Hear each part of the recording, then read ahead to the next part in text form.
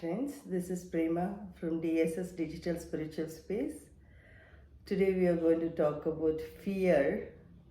I had an entirely different article about fear to deliver, but today I stumbled upon an article from Osho, which my one of my yoga colleague Swaminathan sir had stumbled upon, and he had put it on a group, and which was very apt now. I will read out what was the conversation about the fear, which a disciple asked Osho, and what was the answer given by Osho. So it was in the time of AIDS. This disciple asks, how do I avoid pandemic? This question was asked to Osho about 40 years ago during the AIDS period. You are asking the wrong question, Osho replied. The right question should be how to avoid the fear of dying caused by the epidemic or pandemic. Because it is very easy to avoid the virus. It is very difficult to avoid the fear in you and in the world. People will die more from this fear than from the epidemic or pandemic. There is no virus in this world more dangerous than fear. Understand this fear, otherwise you will become a dead body before your body dies.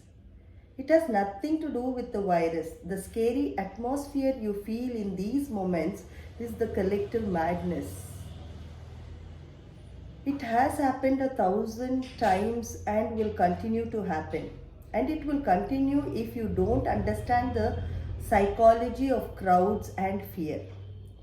You usually keep your fear at bay, but in the moment of collective madness, your consciousness can completely be lost. You won't even know when you lost control of your fear. Then fear can make you do anything. Attention, be mindful. Don't watch news that trigger fear. Stop talking about the epidemic repeatedly, and same thing over and over again is like self-hypnosis. Fear is a kind of self-hypnosis. This idea will cause chemical changes in the body. If you repeat the same idea over and over again, the chemical change is triggered that can sometimes be so toxic that it can kill you. During an epidemic, energy around the world becomes irrational.